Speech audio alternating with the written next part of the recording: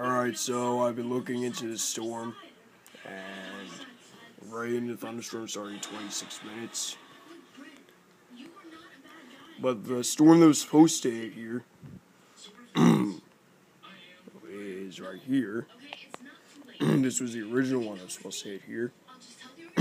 But if you can see over here, an even worse one formed, and that one's heading right towards us.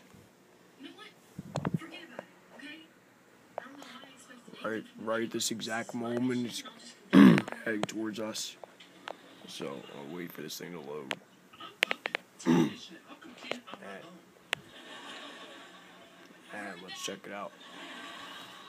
It shows it loads. Let's see.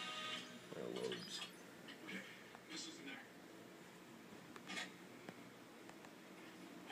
So, let me see. Yeah, that's heading right towards us.